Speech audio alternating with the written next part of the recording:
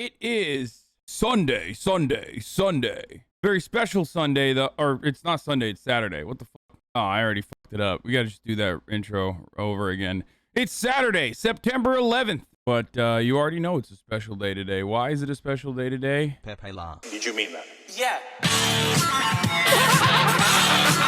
As part of the reason, okay? 9/11 is obviously an incredibly important American historic day. 3,000 American citizens died on that day. It's a horrific tragedy, something that we have discussed time and time again. I have spent the past week, every waking moment that I'm not live, watching 9/11 documentaries, 9/11 movies, just things that have been coming out in order to commemorate the events that took place and remember the victims. And also the many victims that we created in the 20 years after 9/11, of course. I mean, there's a lot I want to talk about with respect to this. I just thought that I would dedicate this day to, you know, the 20-year experience and the nostalgia for many of the Zoomers that are unfamiliar because they were literally not born at that point. So they just don't even know a world before 9/11. And as the boomer who is 30 years old, who was 10 years old at the time of 9/11, I just want to show you guys how the world changed and how psychotic Americans behaved for like 20 goddamn years. So obviously that's what we're going to do.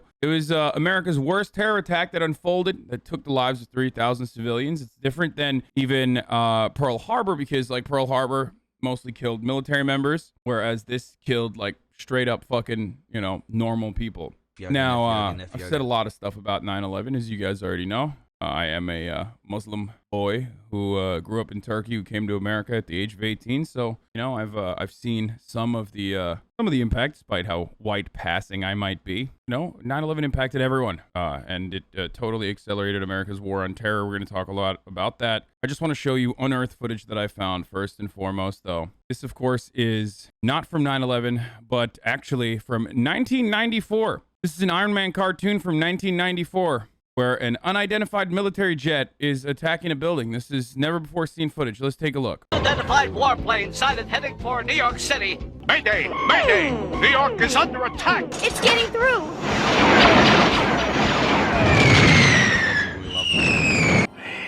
It's time. We will now strike at the heart of American defense and destroy the Pentagon with... That's right. Yep. There you go. Stan Lee. What is he hiding? That's what I'm dedicating today to. Stan Lee. What did he know? What was he hiding? Was he a part of the CIA? Why did Stan Lee know exactly what was going to happen in 1994? This is precisely what happened. What did Stan know? That's what I'm going to be talking about today. Or was it simply that Osama bin Laden watched this because he was a fucking weeb and also a big Marvel soy facer, and that's how he decided, like, fuck, this is what I need to do, bro. I mean, we'll look at the sorrow, obviously. We'll look at the serious stuff. And we'll also look at the horrifying shit that we did. And we'll look at the funny commemorations, because, like, as is the case with everything, obviously even the most brutal attack that has ever occurred by foreign actors on U.S. soil was slated to, under our, you know, capitalist organization of the economy, it was slated to become this commemoration that is actually just purely for consumption.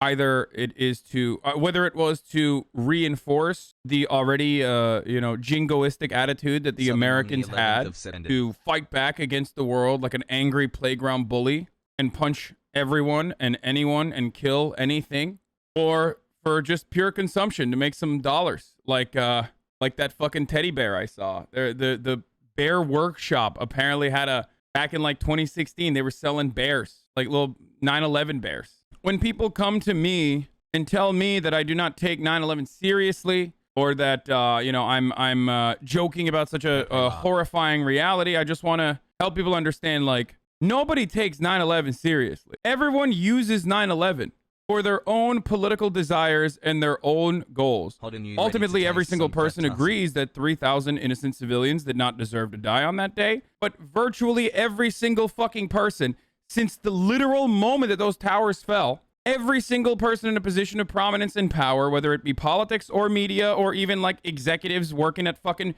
the Bear Workshop, has seen an opportunity to seize on this situation and either hawk products or hawk war. some of which has had an even more devastating impact and a more permanent impact than 9/11, like America's incredibly expensive war on terror that has been costly, devastating, destructive, and is pound for pound responsible for nearly every single catastrophic event that we experience today.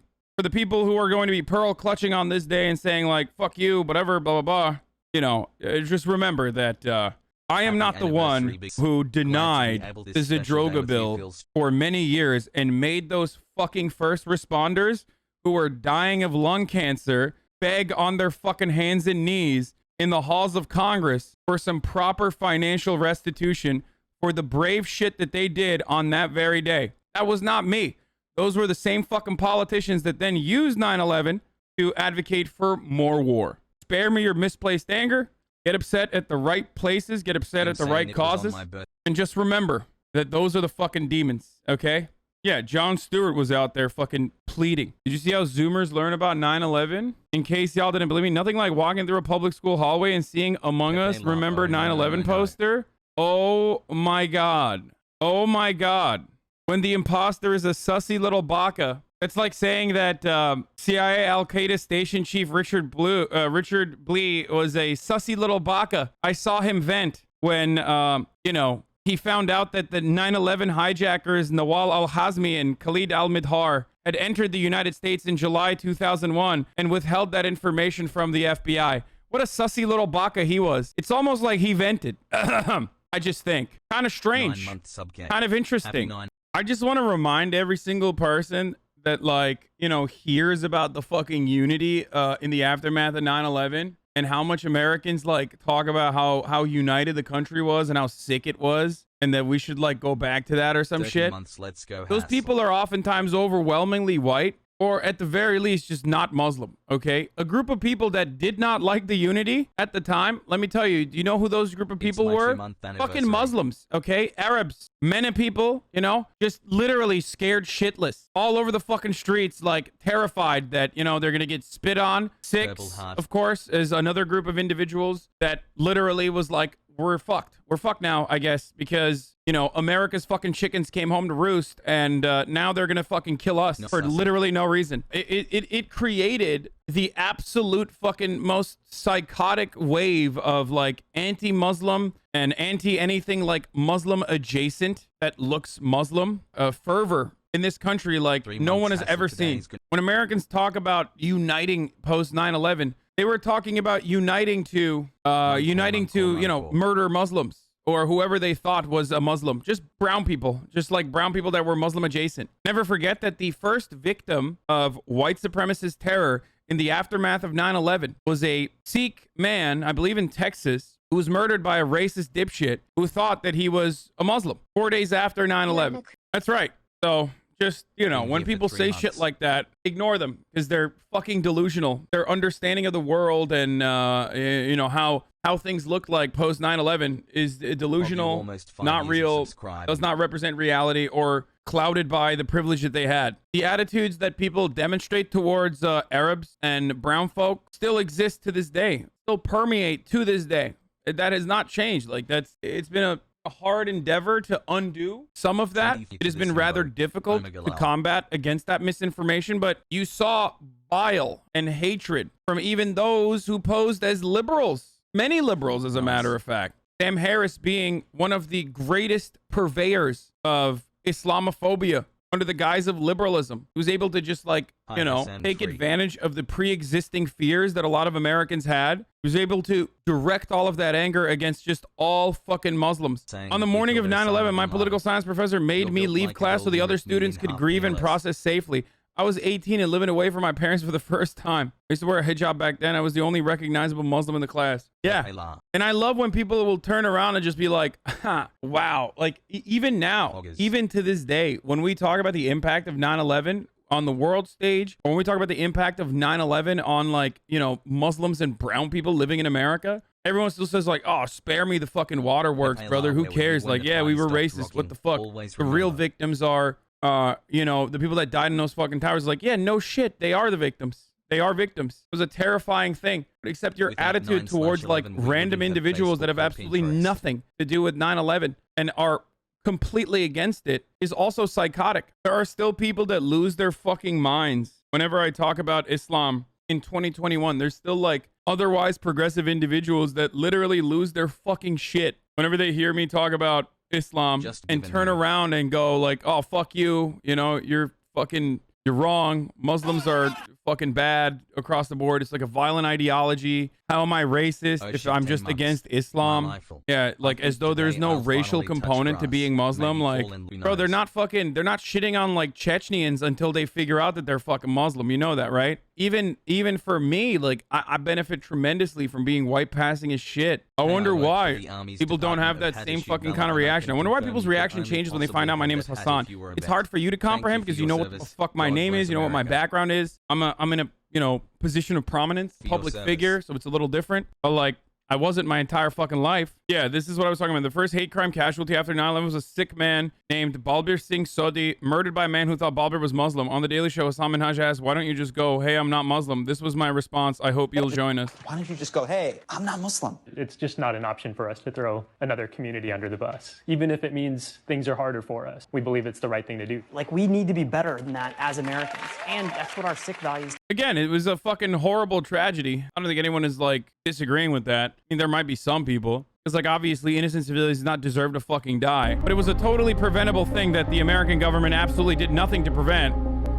And as a matter of fact, turned the other fucking cheek on and then reacted in the perhaps worst possible fucking way that could. And to put things into context, like, now all of these fucking dumbass liberals try to say, like, January 6th is like 9/11, but so much worse. Like, it's not. 9/11 was obviously significantly worse than January 6th. Shut the fuck up. Like, 3,000 Americans literally fucking reduced to rubble and ash in a fucking pancaking building. Like, are you insane? It's like not even comprehensible to make that comparison. But you know what's fucking worse, dude? COVID. Like, pound for pound, there's fucking people just literally dying as they're gasping for the last breaths alone in ICUs. There was a point at the fucking peak of COVID where we literally had a 9/11 a day and the hogs were clapping for it. So I don't know what the fuck these people are talking about. Like, you don't care. You literally just don't care. So shut the fuck up. Almost 3,000 Americans died in the last 2 days, dude, to COVID. Here's some fucking real conspiracies, okay? That the airliner lobbyists immediately got together in the aftermath of 9/11. And as I was watching the fucking real story last night, it's a new Netflix movie that you guys can watch if you want. It's like, there's a lot of tragic shit in it. Airline lobbies immediately getting together with the government and telling them, like, you need to fucking compensate, you need to start a victims fund, or else they will literally sue us, and this will destroy the American economy. This will destroy the airliner industry. The victims of 9/11 will sue us, their friends and family, so we need to offer a compensation fund to them immediately, and the conditional compensation will be that they can't sue the airliners. They can't sue the airline industry. We did that shit. That was immediately after 9/11. Another conspiracy is that the EPA literally fucking lied to Americans when the fires within the World Trade Center were going on for the next 100 fucking days. Those fires were not put out for 100 days. That entire blast radius was still contaminated with asbestos and numerous other fucking toxic chemicals and inhalants that would cause many people to get fucking cancer and a litany of other complications. The EPA literally was like, well, we can't stop the Wall Street from continuing to work. So they released information that it was actually totally fine to go back to work. They lied to people and they told them, no, just go back to work. And there was a school in the fucking blast radius. Like, kids were going to school. There's another conspiracy. The American government, including Rand Paul and numerous other people who are still in office to this day, purposefully did not offer compensation to the victims of 9/11 or the first responders of 9/11 who had like literal polyps and shit growing in their goddamn chest from the asbestos they huffed. Is it true or conspiracy? Like, it's conspiracy in the sense that there was conspiring happening. It's not a theory. This is real shit. What I'm telling you is the real shit that is going on. And you're hyper-focusing on the dumb shit because the dumb shit is, like, easy to latch onto and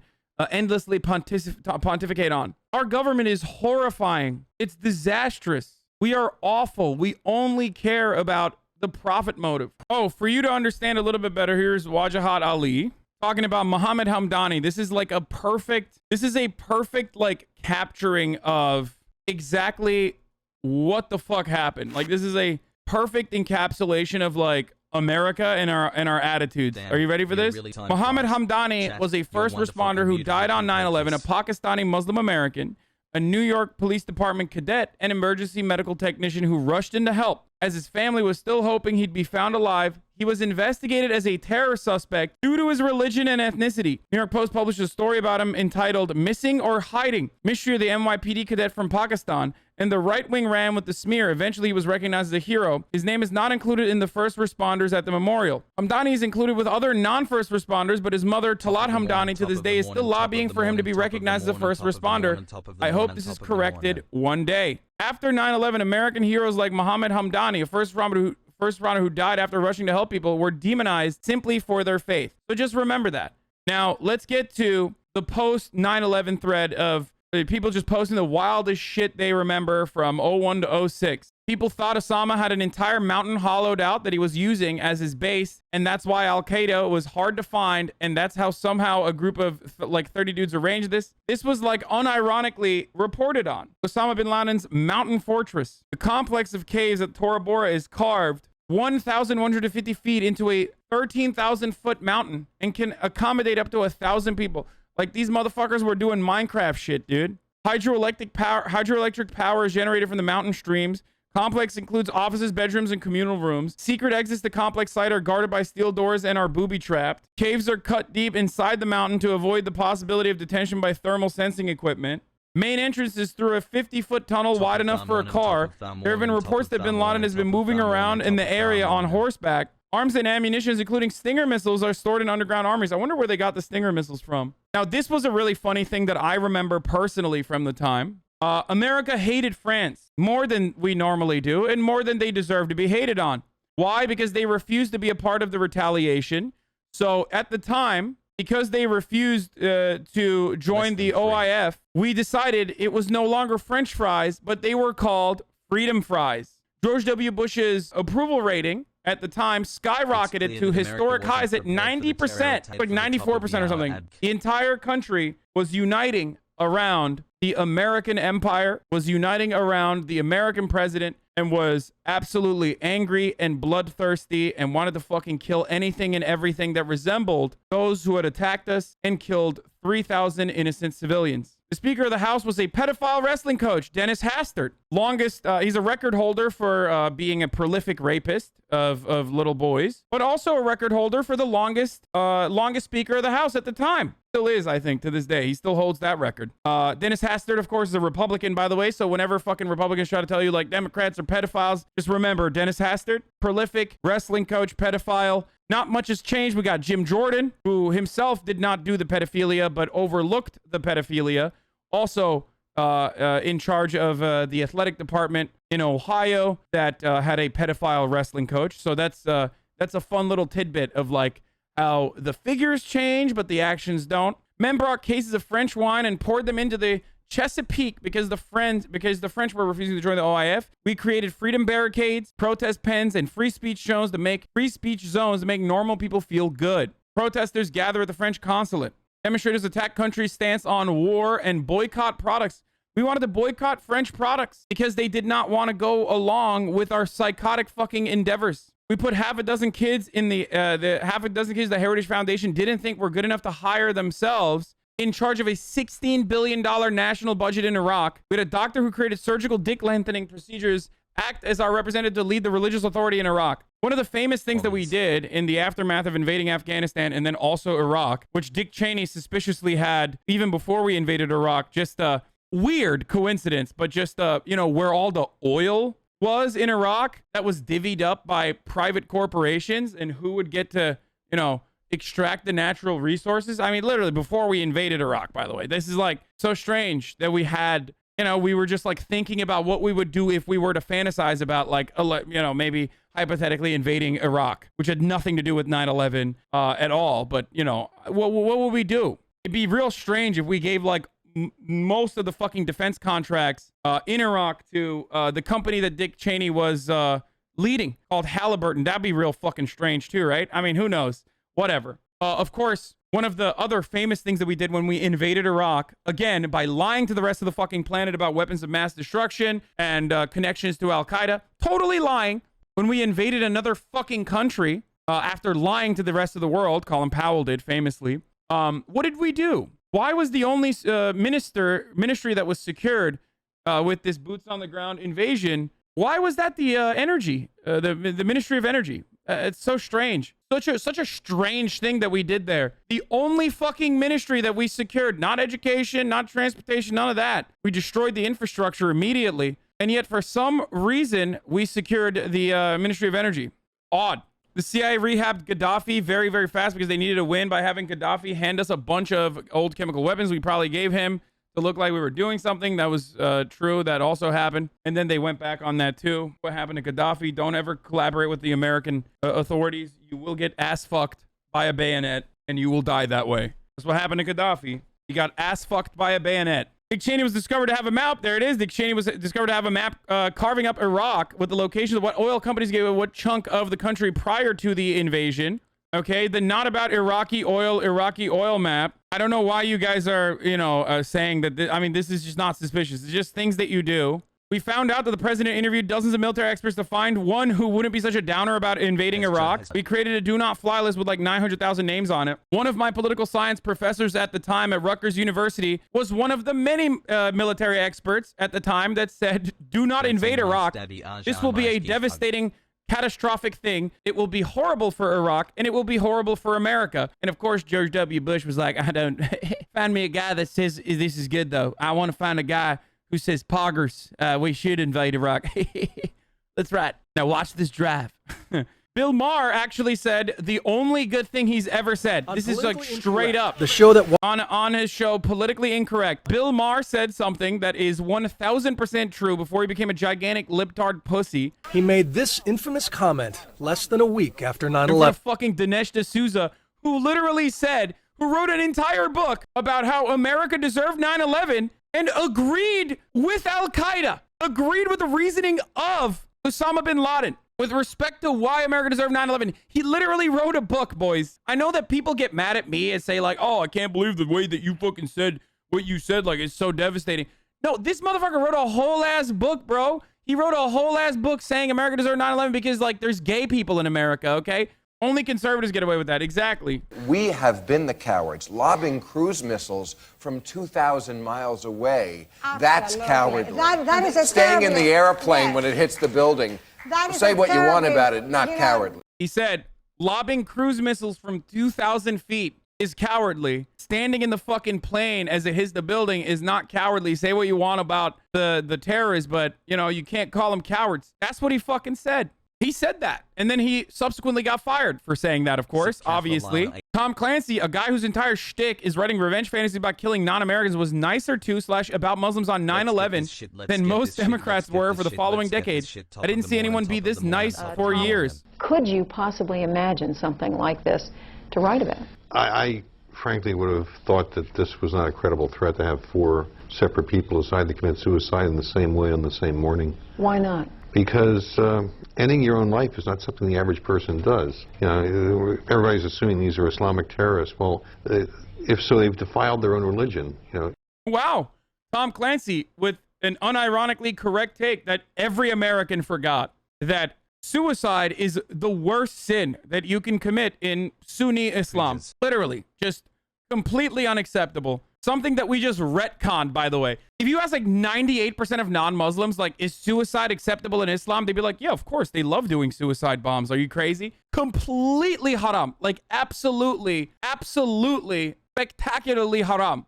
A sin. And yet, like, if you ask the Western world, like, no, they fucking love that shit, dude. 72 virgins, yada, yada, yada, all that sort of stuff. So he's right on that. These are bastardized interpretations that have been utilized to create one of the most effective forms of one of the most effective forms of insurgency on the planet, which is suicide bombings. Suicide bombings have existed before Islam. Suicide bombings have existed before like Hezbollah. Suicide bombings have existed before. I mean, you have the Tamil Tigers. You have kamikaze attacks. There are well-documented instances of suicide bombings and suicide attacks in general. But as far as like Islam's opinion on suicide, it is considered to be a sin. It's called jihad for Allah when you die for a religious cause? No, it's called being a fucking martyr, shaheed. And even then, that is if you're fucking rising up against a force that is like seeking to expel you, purge you, murder you and your family.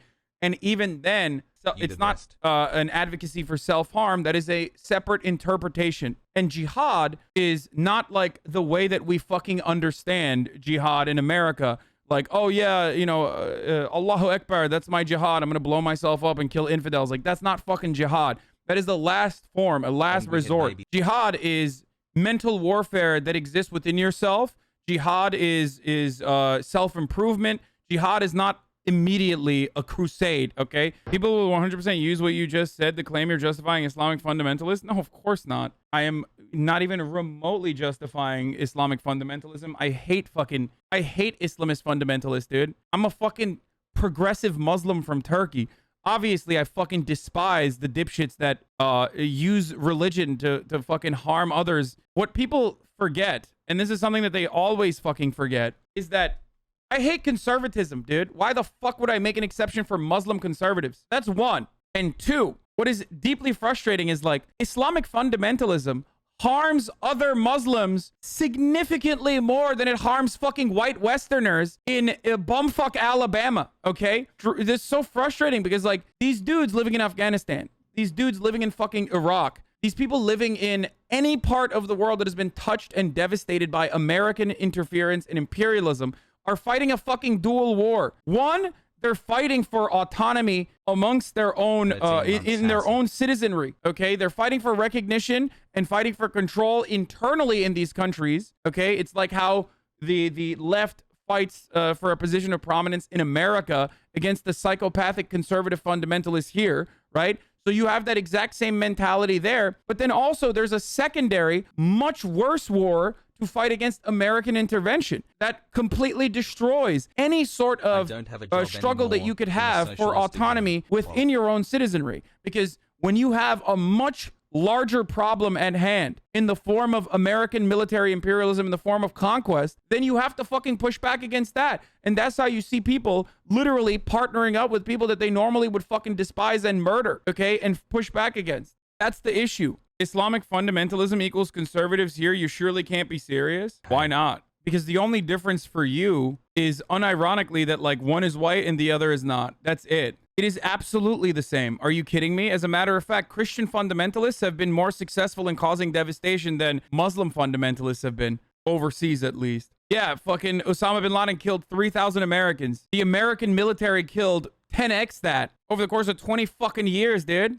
Or not 10x that, fucking 100x that. What do you mean? George W. Bush said God told him to invade Iraq. This was a godly thing that he was doing. There were generals that were literally saying that, like, this was a holy crusade. And we should dip our fucking bullets in pig blood. So what's the difference? It's both bastardized interpretations of fucking Christianity and Islam. But of course, one is a state actor and your state's actor. So you obviously think that that's like justifiable and good.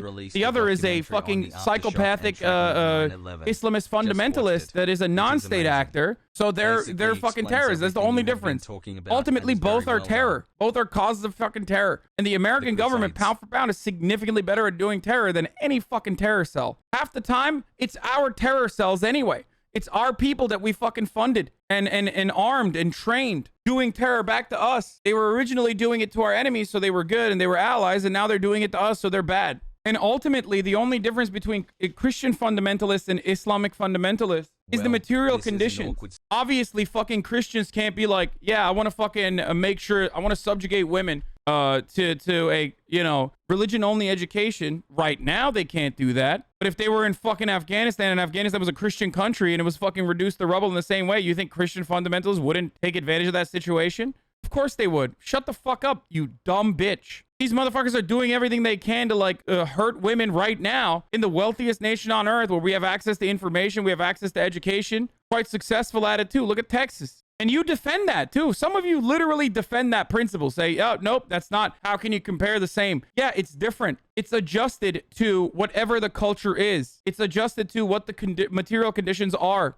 The House Majority Leader was caught up in this scandal, and the Republican Party tried to tell everyone that this was just Democrats trying to weaken our country so the terrorists can win, and George W. Bush will then look bad. In the era of the Patriot Act being discussed, the Attorney General freaked out about a statue of just having tits and draped a bedsheet over her so no one can see them sweet marble breasts. They spent $8,000 on curtains to hide the titties. And then motherfuckers be like, Christian fundamentalists are so different. Like, this is some, like, this is straight up Taliban shit. You know what I mean? That's what the fuck the Taliban would do as well. We're coming up to one of my favorite events. 2007, Bush's aid czar, Randall Tobias, mandated that organizations oppose prostitution in order to receive American aid. It later emerged that Randy was a client of the DC Madam, though he claimed he only bought massages, presumably with a happy ending. Remember, every single motherfucker that has, like, written laws against abortion, written laws against prostitution, they're all fucking prostitutes. This was wonderful. A fake reporter named Jeff Gannon asked a softball question at the Bush press conference. He was later revealed to be a gay porn star working for a right-wing site owned by Texas-based Republican activists.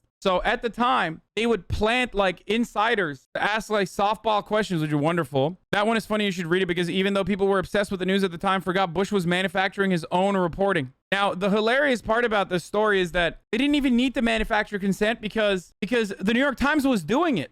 The New York Times was already manufacturing consent, but that wasn't enough for the Bush administration.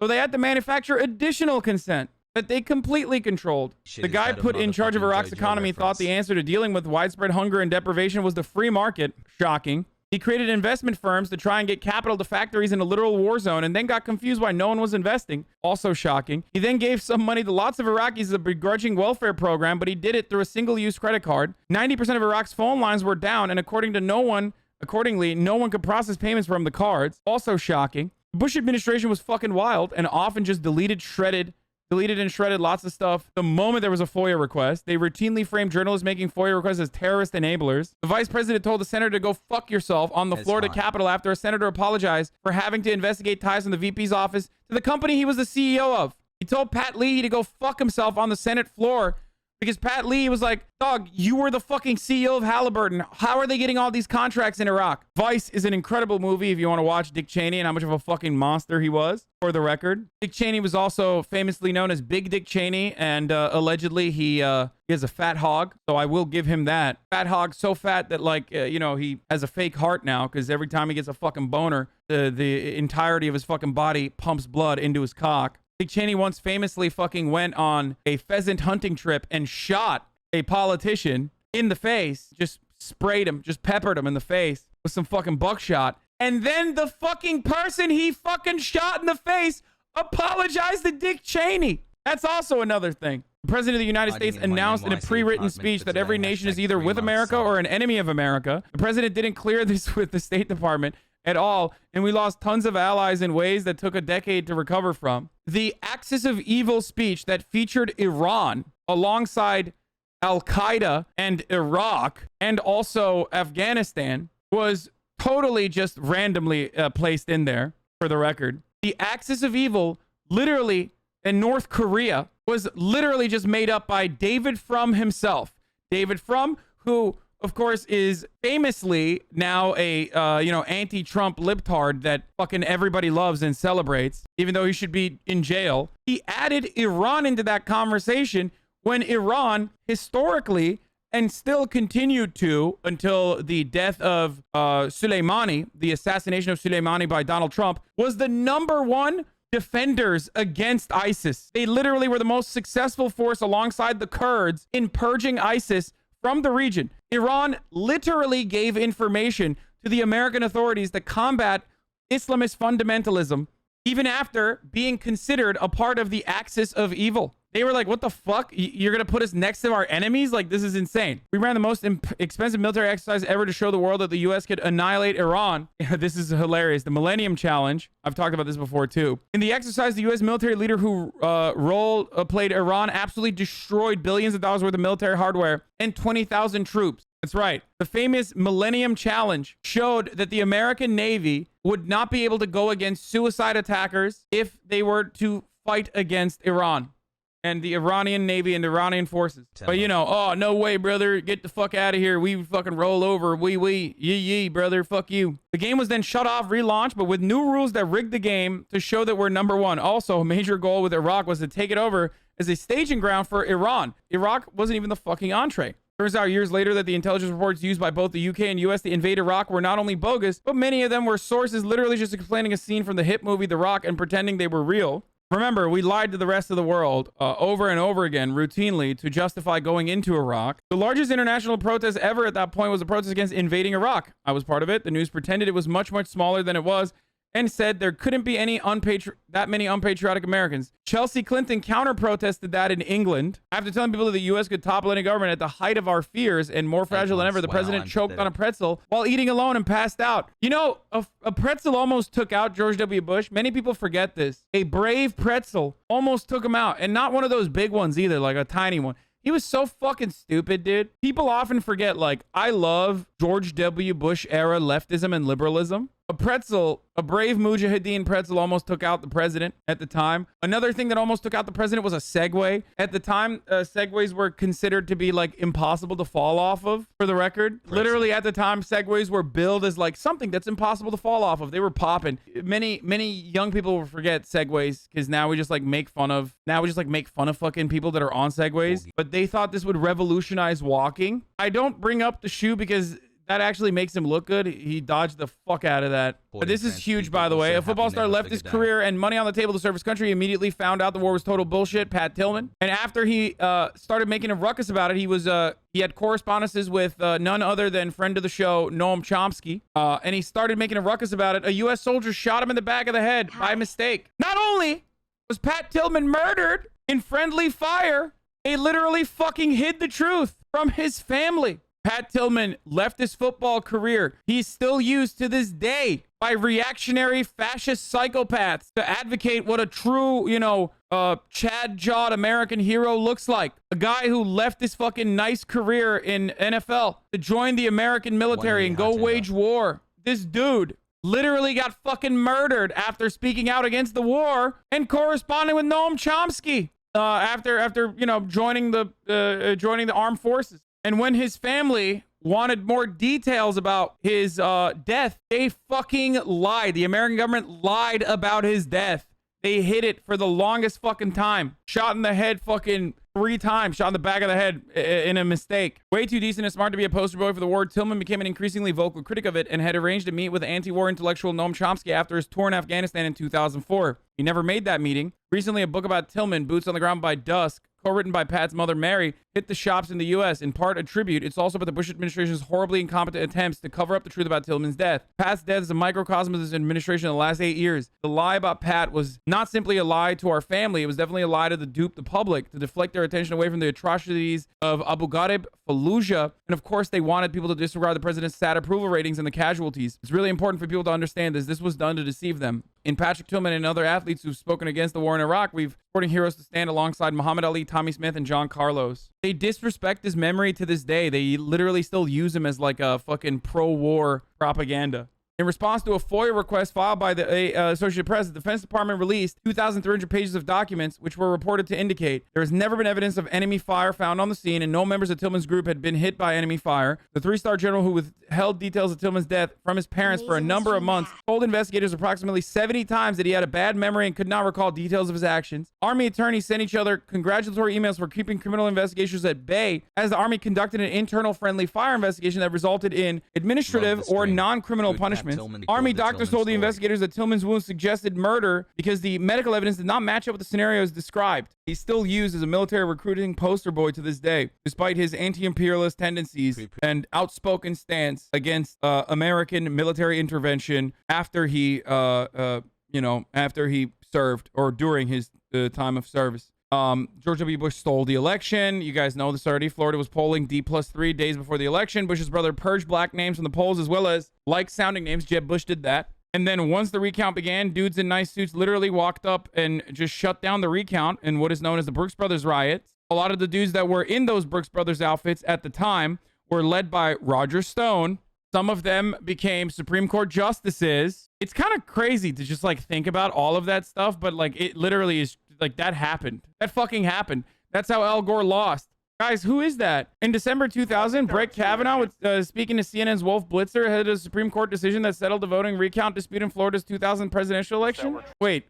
That's not just Kavanaugh, though. How Amy COVID Barrett played a role in the Bush v. Gore and helped the Republican Party defend mail ballots. What? Amy Covid Barrett was just 3 years out of law school, a 28-year-old associate at a boutique Washington law firm where she was dispatched to Florida to help George W. Bush's legal team rescue thousands of Republican absentee ballots. What? No way, dude. What? That's crazy. What the fuck? Democrats chose John Kerry to run in 2004 because he was a wildly decorated Vietnam War vet and legitimacy established in his patriotism. So Republicans just said he lied to get his medals and wore fake Purple Hearts. By the way, this was a profoundly successful strategy, which is part of the reason why I always say Democrats try to fucking run this this idea of like, we are blue patriots, like we're actually the real patriots, like we went to war. It doesn't fucking work, dude. They will literally get up and say, nah, he's actually gay and also a fake veteran. And then everyone will be like, that's right. That's right. He is gay. He can't be president. He's gay. He was windsurfing. It literally works. But that never stopped. Literally never stopped Democrats from still trying to roll out that exact same fucking strategy over and over again. Like Trump said about John McCain. Yeah, exactly. Trump was like, no, you're wrong. John McCain, loser. He was tortured. Loser, lost. I like my war heroes that weren't captured. Oh, the thing which was supposedly about terror, but actually was just used as a media gimmick for administration's political goals, implying the nation was more at danger when the admin faced controversy. You guys, none of you remember the color code, right? You guys remember this? Yeah, we had a color code of like terror risks. Approval ratings dipping. Boop, wee woo, wee woo. Orange terror code. 22 million emails the Bush administration lost, much in the same way a child might lose their Brussels sprouts during dinner. There was a 9/11 issue of Spider-Man where all the baddies are sad about 9/11 happening and everyone comes together to clean up Ground Zero. People will tell you now this was cringe, but this issue got a multi-page write-up in the New York Times and was universally loved at the time. Fucking Dr. Doom, dude. What the fuck? Like, are you fucking kidding me, dude? He's a terrorist himself. Why would he cry about 9/11? The only reason why he cries is because he didn't get to do it. He's not even American. So stupid. Al-Qaeda turned out to be basically 20 guys and not a whole army. The video Osama made, he literally had to hire extras for them because otherwise the operation would have looked so much less intimidating. Anytime you read a New York Times op-ed, just go ahead and Google the author of it and type in 2003. You'll find that they're Iraq era shit and you will have all the reason you could ever imagine to not take them seriously. True. On that note, the post 9/11 period rewarded everyone who was wrong pretty much across the board and punished everyone who dissented. You kids want to talk cancel culture? The worst cancel culture in modern American history was being an anti-OIF or OEF in the 2000s. Here's a little Marriott ad. In remembrance of those who we lost on 9/11, the hotel will provide complimentary coffee and mini muffins from 8:45 to 9:15 a.m. Where's fucking Austin when you need him? Best 9/11 tweet posted in 2019. 9/11. Neither here nor there, but just think. If you were born on that terrible day, tonight is your last night of being jailbait anywhere in this country. Oh my God. Dude, every fucking Republican, dude, every libertarian is like this. They're so weird. On the 20th anniversary of September 11 terrorist attacks against the United States, Saudi Arabia stands in solidarity with the American people and its leadership. Hashtag Saudi Arabia and the United States have worked together for decades on multiple fronts to conquer Al-Qaeda and other terrorist groups. We will continue to fight side by side until the scourge of terrorism is vanquished once and for all. That's pretty funny. We're all trying to find out the guy who did this.